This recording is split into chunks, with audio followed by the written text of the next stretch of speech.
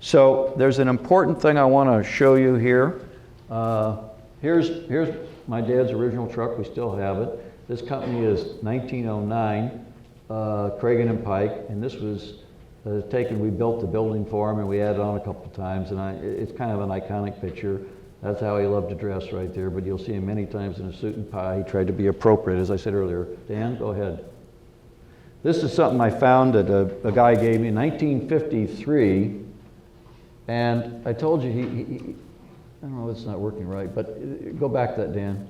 If you can read this, it says, a genuine Cyclone fence. Now, U.S. Steel had a brand called Cyclone, and we were the distributor for it. Wire and iron fence for homes, estates, tennis courts, construction, schools, institutions, factories, industrials, blah, blah. Properties have all installed on your property by the Cyclone erection man at a remarkably low price. We'll gladly give you, that's J.A. Tiberti. And he named this road Industrial Road, which backs up right behind the and I never knew he was such a huckster. I read this and I asked Don Beagle, who wrote that? He says, it had to be your dad. I said, my God, he was not an engineer, he's a huckster, this guy, look. And we still have this today, so it's been a long time. What else we got, Dan? Here he is at the Four Queens Inn Hotel. You'll see a big piece of rebar out here. That was going right down here in the basement, and it's been on his desk right next to this rotary four-way test, and it's a big high-rise right down on Fremont Street. We've discussed, this is at the Orleans Hotel and Casino. Here he is right in the middle. I don't know why this isn't working. But here's Paul Gillette, our project manager, and the carpenters he loved. Now you're going to see a picture out there of the Orleans, and you're going to see this giant bond beam. And the reason I took these pictures and put them in is to see the scale of this, because my partner told me we couldn't expand the tower over this loading dock. And I went to Paul, hold on a minute, and I said, Paul, we can do this. And he said, yeah, we're just going to have a huge bond beam. I said, how big? And he says, I don't know. So I said, how big? And we calculated, and I went and took $5,000 off our company and went to a private engineer so that Leo A. Daly wouldn't know we were doing it. And I said, can we do this? And he said, yes, all day long. So when we were building, I took my partner on and showed him, and he said, well, can these trucks all get in and out? So you'll see pictures out there of this high-rise sitting on top of that, but that's before we poured it. And he loved that kind of stuff. Go ahead, Dan. Here he is. Okay, now, we go to some dinner one night, and Margaret Thatcher was the speaker, and there's a little reception, and she knocked me out because she was the security. She was a very, very nice lady, and he was so affable and humble in a way. He started talking to her. He went to put his arm in, and the security people and I said, he's not going to hurt her. And I don't know why they believe me, but so they took this picture, and here he is with his arm around her, just like it was nothing. He didn't think anything about it. And I have a quote in here someplace, but it's very, very interesting. It talks about power. It says, like, if you're I want to make a mistake on this. It's great. Being powerful is like being a lady. If you have to tell people you are, you aren't. And J.A. was powerful in our city, but you know what? He never, ever pulled a power play on anybody. And he always told me the perception of power was better than power. And we used to go to, once in a while, the Rotary. It was father, sons. I'd go to Rotary, and we'd get, in those days, a $3 million grade school, and they'd say, oh, Tiberti, I heard that you got a $3 million. You're going to make $3 million. And I'm thinking, I saw those bid sheets. We were lucky to make 6%. So the whole job was $300,000. I said, why did you tell them? He says, let them think what they want. I didn't say anything. They said we're going to make $3 million. The whole job's $3 million. So I said, well, you should have corrected him. He says, I didn't say it. Let them think about that. So I always thought that was kind of funny. He said, oh, you're so rich. He never said anything about it. So his perception was people creating these stories himself. He didn't do it. He let them say it. What do we got, Dan? Okay, here's a 50-year party for Don Beagle. He was his secretary. Here, Don's on the left. We're building a pump station here. You can see all the pumps. A lot of you fluid mechanical guys will like this. The concrete work. Here's our superintendent, Jerome. Here's the pipe. We bring this water from Lake Mead, and we pump it all the way up the other side of town, and it gravity feeds down to each section. So they keep building these big pump stations to go up farther west, and they have $20 and $40 million underground concrete reservoirs. And we probably have 35 of them in Las Vegas, and we've built maybe 30 out of the 35. And this is the kind of stuff that my father loved. The high-rise hotel he thought was boring. He thought this was Terrific stuff. And by the way, we inverted and we made a lot of money and we were low bidder. Here's where good gets good in society. We beat people by $400,000, $800,000, $1 million on these jobs. So the water district saved tons of money, and yet we made lots of money. It's amazing how you can find niches by working hard and coming up with a system. What I want to talk about is reputation.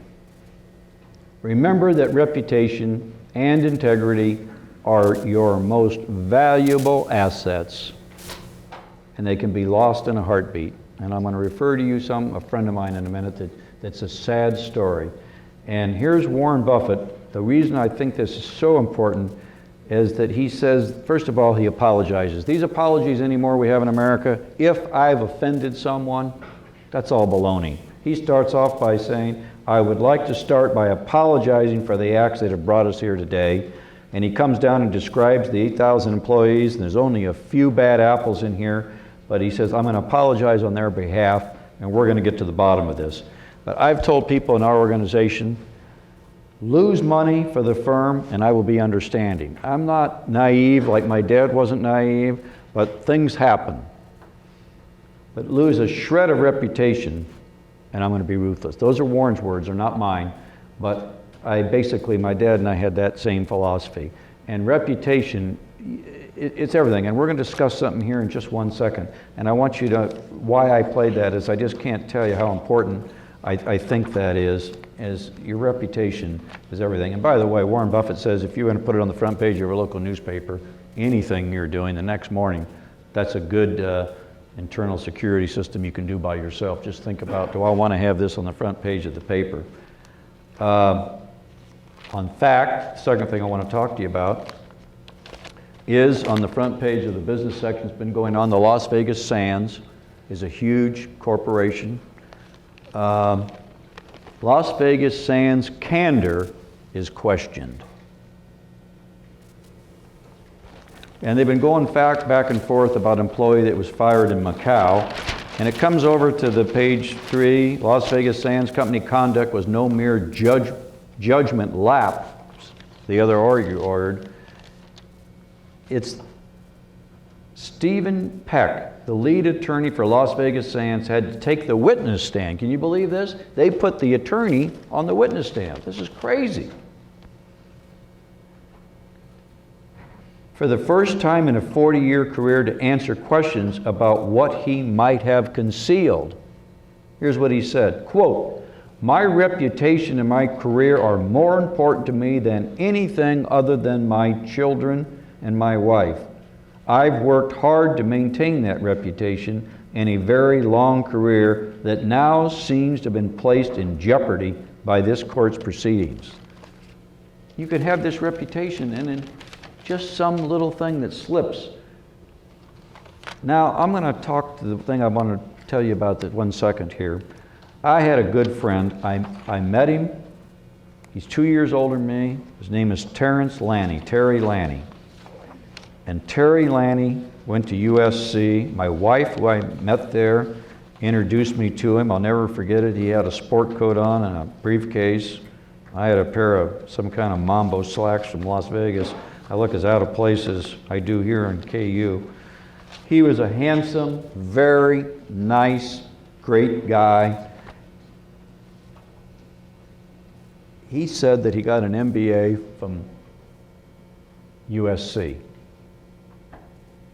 Here they are building Center in Las Vegas. I think it was considered the world's biggest private project, written by Kirk Kerkorian, who's a street guy from an immigrant Armenian family. He's now 95 years old, and this is 7 years ago. They were building this giant project right when the whole world was imploding. Kerkorian has no education. He's a very savvy billionaire, and he has this hood ornament I want to call my good friend Terry Lanny. Smooth, polished, respected all over the industry.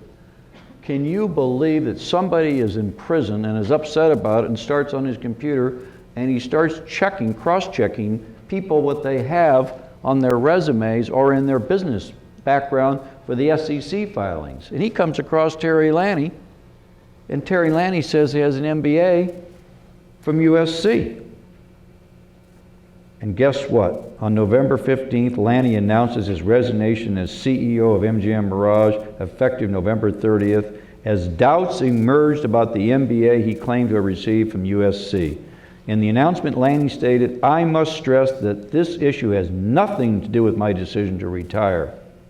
Mr. Lanny's corporate profile on the Mirage website had, until the week of his resignation, stated that he had received an MBA from the university. Officials at the University of Southern California Marshall School of Business responded to an inquiry from the Wall Street Journal and told the company had no record that Mr. Lanny had earned a master's degree in business administration from this school. Do you believe he got colon cancer and died 2.5 years after this? And all Wikipedia and all this stuff, there must be 20 pages here. 2 of them are his accomplishments, and the rest of it is about how could Terry Lanny have let this slip by? My father always wanted to say he graduated from USC instead of he attended. Because we all know if you look at something that says attended, your rabbit ears go up. What is attended? He could never say he graduated, and that bothered him. I have a friend who's Dan Tutlin's age, went to school with my daughter, went to USC.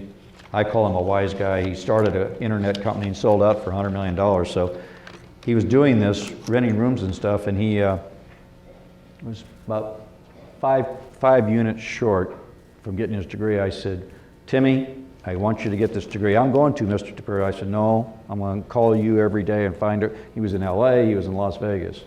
I said, "I don't want you to say attended, because I know this is before Terry Lanny blew up. I know you will get into a situation where you'll be sitting around with some guys. 'Where'd you go?' 'I went to Kansas University.' 'Oh, when did you graduate?' Now are you going to stop and say, 'I didn't graduate, I attended'? No. July of '85, whatever. 'What fraternity were you in?' Blah, blah, blah. Then you're going to come down, and one of those guys is going to be writing a resume, everything for you as to who you are and what you did, and you're not going to say, 'Oh, I was lying to you at that party 8 months ago. I attended.' No. So I hounded him, and I called him, and I wore him out. I'd find him, 'Where are you?' Where are you?' 'I'm on the freeway.' 'In Los Angeles? Are you in your class?' 'No, but I'm going to go Wednesday.' He calls me one day, 3 years later, they're going to go public, and the people that own Louis Vuitton, Moët Hennessy, Bernie Arnault, the richest guy in France, he maybe wants to buy this internet room company as a way to market around the world, and Goldman Sachs or whoever was flying him and some people over in a big G5 to meet this guy, and they were going through his resume. And he called me from the plane. I'll never forget it. He said, "I want to thank you." I said, "Why?" He says, "I'm sitting here right now," and he said, "I got to say I graduated because you hounded me for those 5 units." That's how important it is that lie. And when Terry Lanny blew up, I saw him in the business school. I know he was there. He wouldn't lie about anything. There was 60,000 employees for the MGM Grand. Kirk Kerkorian, we know, is a street guy, and he had this beautiful, handsome guy that knew everybody around the world, well respected. How he let this morph, it'd be like grade inflation. It was resume inflation. All you hear now is that Terry Lanny, didn't he lie about something?